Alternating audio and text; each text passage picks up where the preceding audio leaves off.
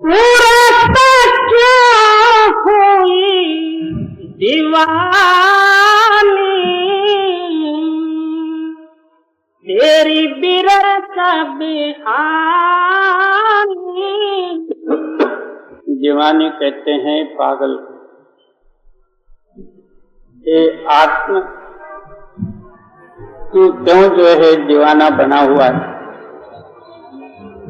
दीवाने का मतलब ये होता सत्य को असत्य समझना, असत्य को सत्य समझना, नाशमान को शाश्वत समझना, शाश्वत को नाशमान समझना।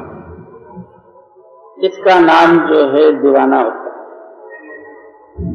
हम सहज में जो है कोई उल्टा पुल्टा बात करते समय में एक ने एक से कहते हैं क्यों तेरा मगज फिर गया। फिरने का मतलब यही होता है कि उलट सुलट, सत्य को असत्य समझना, असत्य को सत्य समझना। इसलिए सुर्त को बोध करते हुए स्वामी जी महाराज जी कहते हैं कि तू पागल बना है, तेरा जो है आयुष्य निरर्थक किसमें ही चला गया और तू अभी जागृत नहीं होता। और एक दिन ऐसा होगा ये शरीर ही तेरे को छोड़ के जाएगा और फिर 84 लाख योनि तेरे को भटकना पड़ेगा। जी। सूरत क्या हुई दीवानी, तेरी बिरखा पैसा बिहानी। जग होगा रोगा दिन बीते, तू जाया दो कर रीते। जगत के भोग ही जो हैं तेरे आयुष्य के रोग हैं। तो इसके सिवाय दूसरा कोई रोग नहीं है। बाहर के जो कुछ भी शारीरिक जो रोग आते हैं वो तत्काल जो है कोई ना दवा पानी वगैरह करके हम उसको निवृत्त कर सकते हैं। मगर जो भोग रूपी रोग है इसके लिए कौन सा दवा है? वो भोग ही तेरे को रोग बन के तेरे आयुष्य को खा रही। और एक दिन जो है दोनों हाथ खुला करके ये सारा भोग भोगने वाला शरीर यहाँ का यहाँ फेंक के तेरे को जाना पड़ेगा। और जन्म लेते समय में बच्चा जो है दोनों मुट्ठ बांध के आता हाथ से, तो उस टाइम में वो चिन्ह रहता मैं उधर से कुछ लाया हूं, उधर से मुट्ठी बांध के आता। फिर जाते समय में खुला हाथ करके जाता कि बाबा मैं यहां से कुछ नहीं ले जा रहा हूं, खाली हाथ जा रहा हूं, ये सबको बोल के जाता। तो ये क्यों होते हैं? दुनिया का भोग जो है इसको इस तरह से खाली भेज देते, क्योंकि वो बीमारी है। किसी को काम की बीमारी, किसी को क्रोध की बीमारी, किसी को छल कपट की बीमारी और किसी को राग द्वेष की बीमारी। आहो रात्र उनका हृदय जो है बीमारी से भरा हुआ। कोई ऐसा खाली नहीं है जिसके अंदर में ये बीमारी न हो। एक दिन वही बीमारी इसको खा ले। जी। जग होगा रोगा समझाना, जग होगा रोगा दिन बीते, तू जाया दो कर रीते। जमपुर होया घूमा थामी,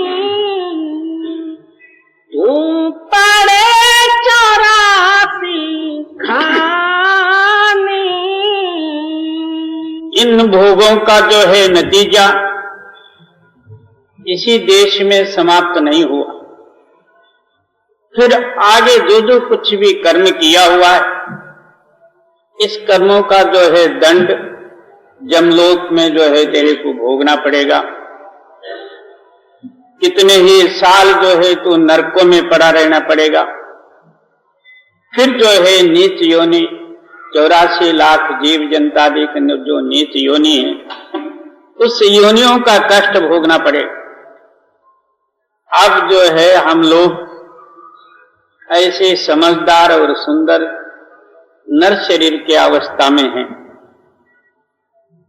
और इसमें ही हम बहुत जो है कष्ट समझ रहे।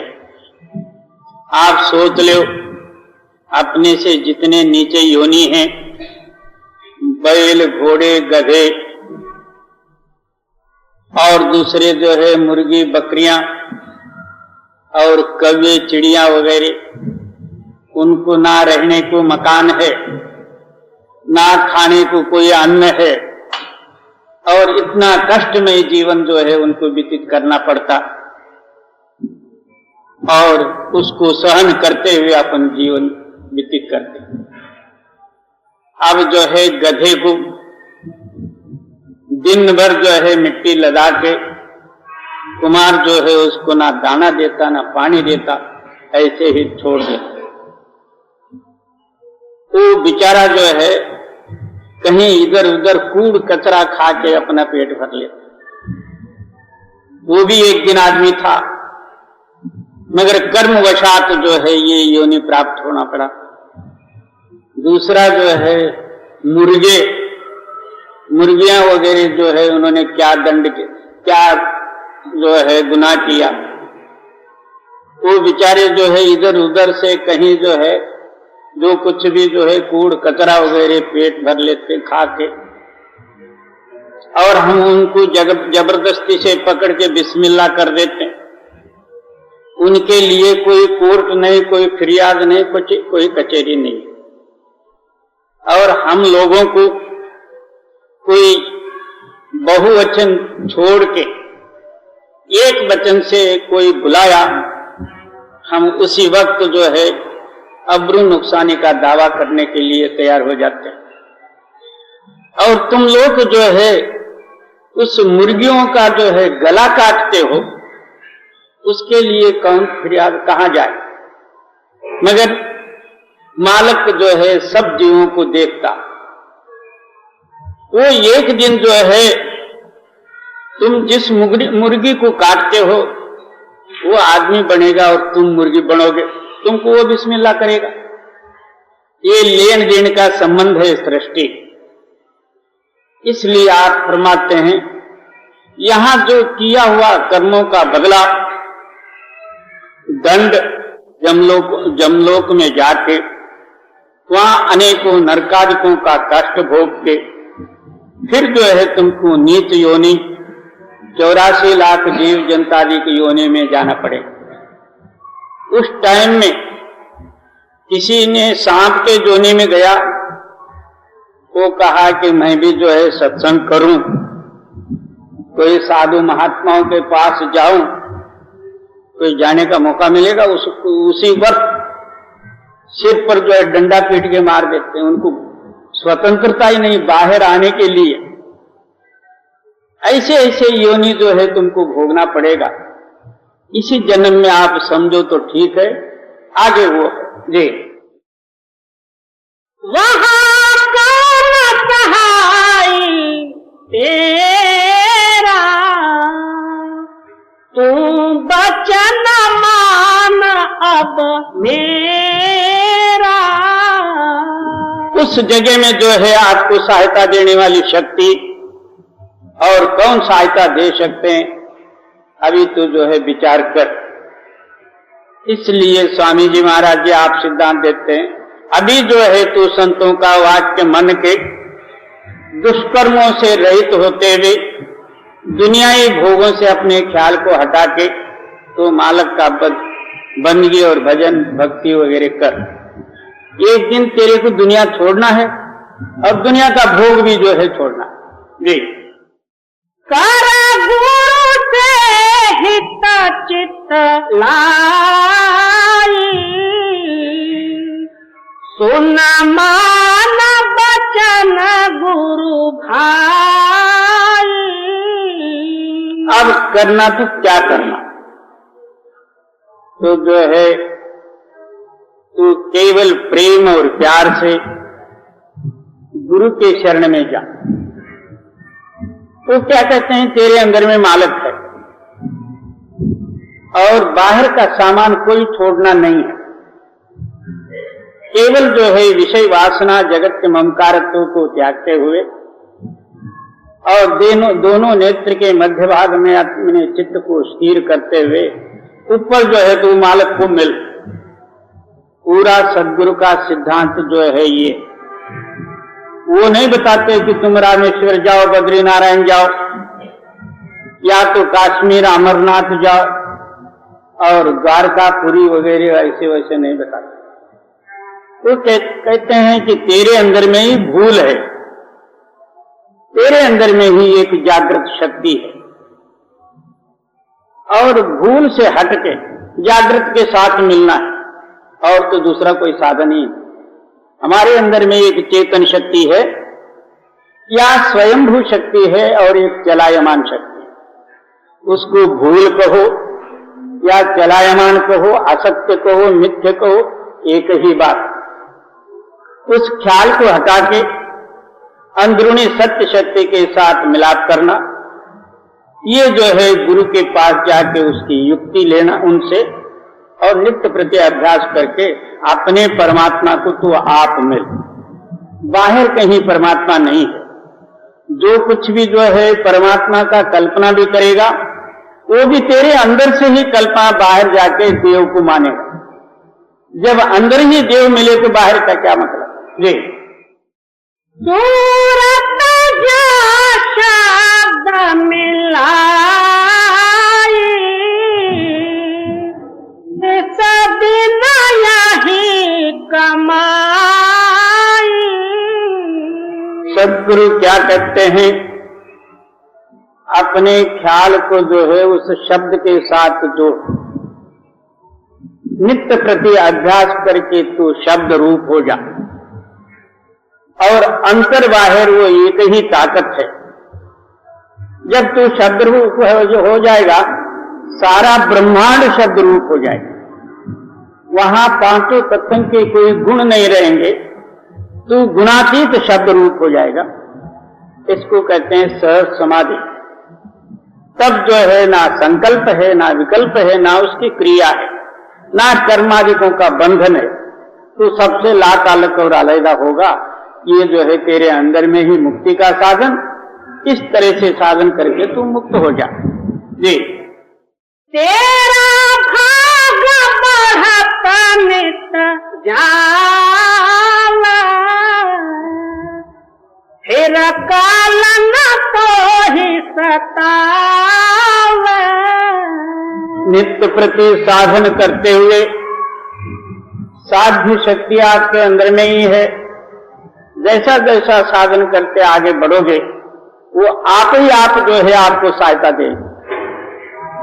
और हम नीचे बैठ के रामाय नमः, केशवाय नमः, गोविंदाय नमः, कृष्णाय नमः, गजाननाय नमः, एक भी नहीं है। जब आप ऊपर जाओगे, सच्चे ख्याल से सत्य नाम द्वारा आप अभ्यास करोगे, खुद जो है अंदरूनी ताकत आपको सहायता देगी और रास्ता बता देगी, आप खुद ले जाए। और निचले इन जो है, ये तो सारा ही जो है भोजन का फल देने वाले देवते हैं। खाना पीना, भजन बंदगी वगैरह किया, पूजा पाठ, सब देवों का नाम लिया, जाके खाया, बस इतना ही होगा। और तेरा भाग बढ़ता नित जाला, फिर काल न तो ही सतावा। जिस तरह आप अभ्यास करते हुए ऊपर के स्थानों में जाओगे, फिर काल का हद लंघ के ऊपर जाओगे तो आपको काल क्या करेगा? काल नाम समय, काल नाम सब जीवों को ग्रसित करने वाली शक्ति, अब जो है तीनों कालों के अंदर में हमारा जीवन है, वो कौन से?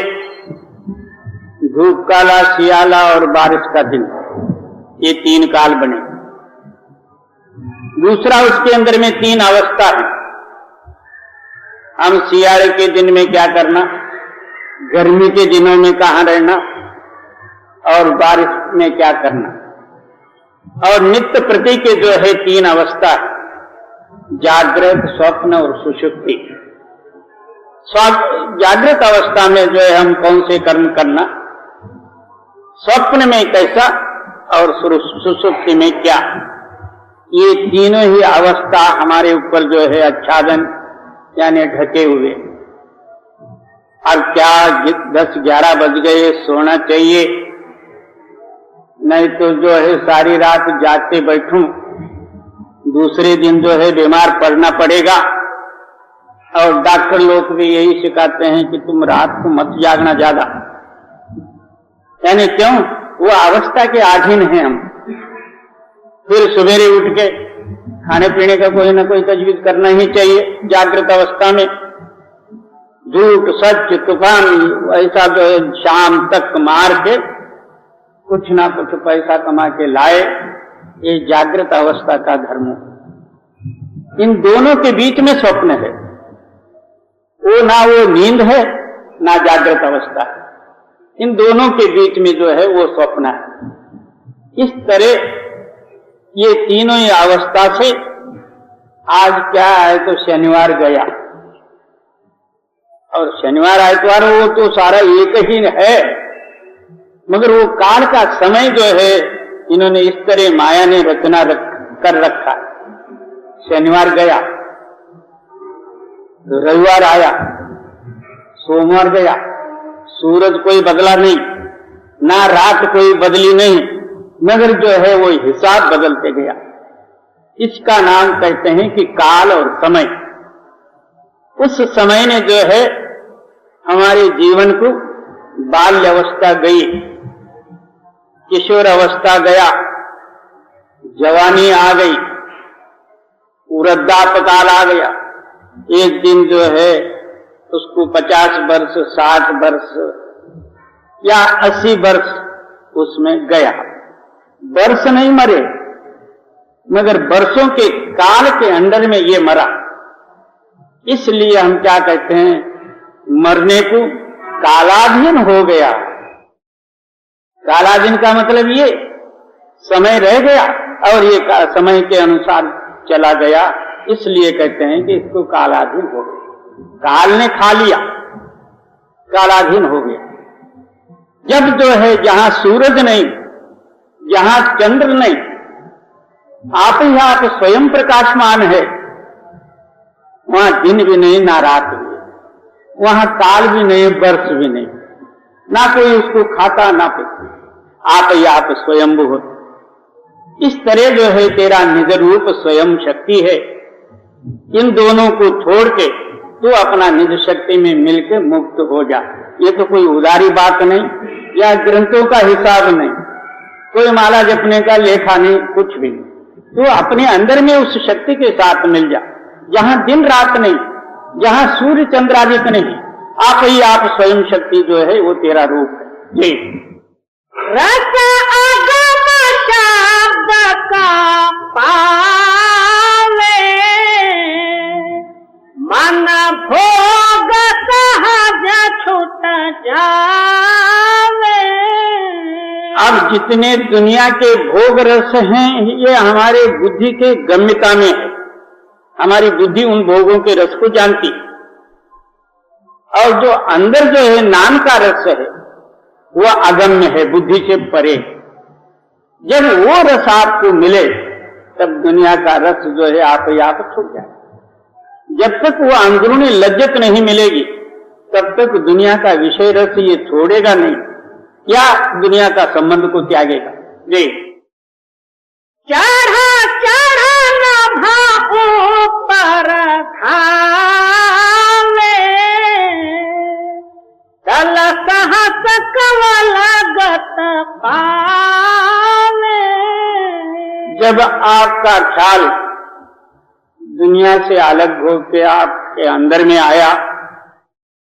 अंदर से जो है अग्रस्थान में यानी दोनों नेत्र के मध्य भाग में आया। सारा ये जो है नीचे का शरीर खाली हुआ। आपकी रूह जो है अब मन और इंद्रियों के साथ मिलके दुनिया के साथ ताल्लुक रखते हुए दुनिया में बह बह जा रही। जब अंदर आया, मन यहाँ खड़ा हुआ तो ऊपर की शक्ति के साथ मिला, तो फिर जो है ज्योति का दर्शन करते हुए सहस्त्रगढ़ कमल में गया, जिसको निराकार और निरंजन वगैरह कहते हैं। वही ताकत जो है अवतारादित लेके इस दुनिया में आती, वही ताकत द्वारा ब्रह्मा विष्णु जो है ये सारा दुनिया का चक्र चलाते हैं। तो सारा ही जो है इस जगत का मालक या काल शक्ति उसी को कह दिए तो कोई हट जाए। जी बिजली चमके सुन शब्द अनाहद धमाके। पहले जो है दोनों नेत्र के मध्य भाग में चित्त को स्थिर करते हुए उसको आगे लंघ के जाओगे, अनेकों जो है बिजली के चमकारे वगैरह जो है प्रकाश होने लग जाएंगे, और उसके साथ साथ ही अनहद ध्वनि जो है आप ही आप बजने शुरू हो जाए। अनहद का मतलब ये कि जो हद ही नहीं, दिन और रात आप ही आप बज रहे, उस ध्वनि में मिलकर आप ऊपर जाओ, ध्वनि रूप हो जाओ। जी फिर चांद पूरा जादू तारा से सुख मन मन सूरत पारा से। क्या चंद्र सूर्यादिकों का दर्शन करते हुए सुषुम्ना नाड़ी जो है स्वयं प्रकाशमान है, उसमें प्रवेश होकर आगे चल। जी गुरु मूरत अजब दिखाई शोभा कुछ कहीं न जाई। वहाँ जो है सद्गुरु का नूरी प्रकाश रूप जो है मूर्ति है, वहाँ अष्टदल कमल है, प्रकाश रूप शक्ति गुरु का। अब समझो कि यहाँ के जैसा ही जो है आकृति है, मगर ये 5 तत्वों का जड़ शरीर है, वो प्रकाशमय शरीर है। जी नर रूप दिखावे तब मन खेच चढ़ावे जब। और वो प्रकाश रूप गुरु शक्ति जो है इसी शरीर आकृति के अनुसार जो है प्रकाशमय शक्ति दिखेगी। आपका जो है चेतन सत्ता खींच के जो है ऊपरी शब्द गुरु में मिला दे, और उस गुरु का दर्शन करने का नाम गुरु दर्शन है। और वहां तक जो है गुरु भक्ति है। अंदरूनी प्रकाश रूपी गुरु का दर्शन करना, तब समझो कि गुरु भक्ति सिद्ध हुआ। बाहर जो है हम दर्शन करते हैं, ये केवल जो है इंद्रिय और मन द्वारा करते हैं। जब तक हम जो है ख्याल से देखते रहेंगे वो दर्शन ठीक दिखेगा। जब जो है हम उससे अलग हो जाएंगे तो फिर वो दर्शन भी भूल जाएंगे, क्योंकि बाहरी इंद्रिय द्वारा और मन द्वारा किया हुआ दर्शन है, वो अंदर जो है शाश्वत और स्थायी दर्शन है, वहां गुरु का स्थान ही। इसलिए स्वामी जी महाराज जी दूसरी जगह में सिद्धांत देते हैं, एक जन्म गुरु भक्ति कर, दूसरे जन्म में नाम, तीसरे में मुक्ति पद, चौथे में निज धाम। यहां तक जो है आपका आना या नूरी या प्रकाश रूपी गुरु का दर्शन करना, ये गुरु भक्ति कोर्स पूरा हुआ। अंदर जो है वो गुरु ताकत आपको जो है उस शब्द के साथ मिलाप कर देगी। गुरु भी शब्द रूप तो आप भी शब्द रूप, दोनों मिलके जो है सतलोक सचखंड जाना है। सीधा रास्ता, ये सारा ही जो है अंदरूनी बातें, बाहर ना वेद ना वेदांत, तीर्थ ना मूर्त ना कुछ भी नहीं। इससे ये नहीं सिद्ध हुआ कि हम मूर्ति और तीर्थों का खंडन करते, वो तो है सो जगह में है, उनको खंडन भी क्या करना, मंडन भी क्या करना। उसको खंडन किए तो क्या, मंडन किए तो क्या, दोनों में भी लाभ नहीं। सिर्फ अपना काम करो, इतना ही सिर्फ। जी, नर रूप दिखावे तबाही, मन खेच चढ़ावे जबाही, दे मदद बढ़ावे आगे, मन जुग जुग सोया जागे। तब जो है, जब जो है ये शब्द में मिलके शब्द रूप होके जागृत होता, तब इसको प्रतीत होता है कि मैं सोया ही नहीं, हमेशा मैं जागृत हूं, मैं मरा नहीं, ना मैं कभी जन्मा, मैं जैसे का तैसा ही हूं। तब ये प्रतीत हो जाएगा, उसी का नाम मुक्ति। और जब तक मरण और जो जनन के चक्कर हैं, तब तक मुक्ति किसके लिए मुक्ति? जब तक ये जोनियों में आना, अनेकों कर्मादि करना और फिर मरना, तो फिर मुक्ति किसके लिए? इसको जो है प्रत्यक्ष प्रमाण में सिद्ध होना चाहिए कि मैं जन्मा नहीं, जो वस्तु जन्मी नहीं वो मरेगी भी नहीं, जो जन्म में आया वो एक दिन मरेगा कालांतर से।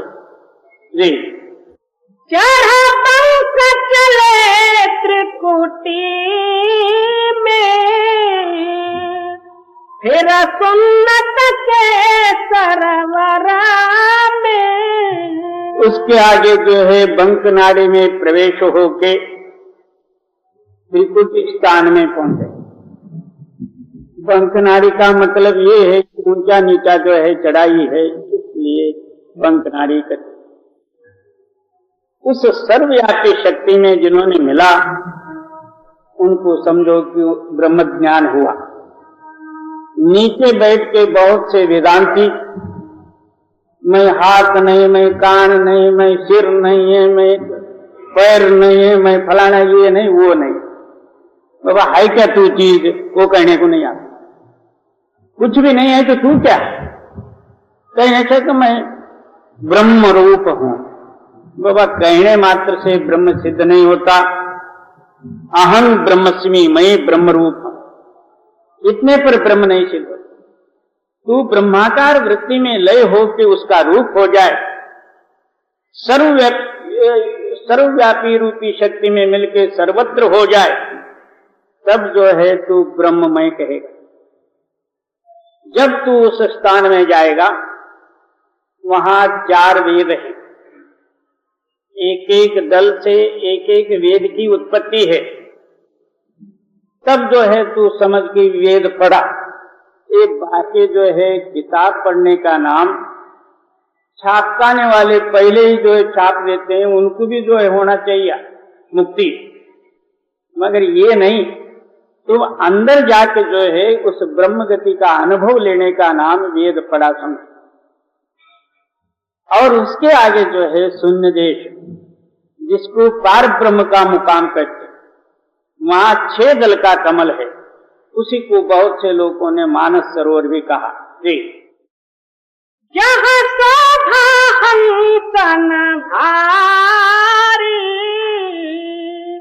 वह भूमि लगे अति प्यारी। उस स्थान में केवल निर्मल आत्मा का नाम जो है हंस है, और उस भूमि जो है, उस भूमि का वर्णन नहीं, ये ऐसा ही है करके कहे नहीं सकते। केवल एक प्रेम का स्थान, प्रेम समुद्र कह दे। जी, धुन किंगरी बजे करारी, सुन सूरत हुई मतवारी। उस स्थान में किंगरी का आवाज जो है प्रधान है। पहले स्थान में घंट और शंख का है और शून्य स्थान में किंगरी का प्रधान है। जब जो है उसको ये सुन लेता उसी का रूप हो जाता, तो फिर इसको पता नहीं कि मैं कहाँ हूं, केवल शब्द रूप ही हो जाता। जी फिर लगे महासुन तारी, जहाँ दीप अचिंत सम्हारी। लख भंवर गुफा हुई न्यारी, जहाँ से तसूरा उजियारी। उसके आगे जो है महासुन और फिर जो है भंवर गुफा। भंवर गुफे के स्थान में आत्मा जो है सोहम रूप को धारण करता। सोहम का मतलब ये होता जो तू है सो मैं हूं। वहां सत्य शक्ति को, शक्ति का जो है इसके अंदर में प्रेरणा होती है, तब ये कहता है कि तू और मैं एक ही हूं। जी चौथे पद करी तैयारी, उन बीन सुनी भिखारी। लख अलख अगम लखारी,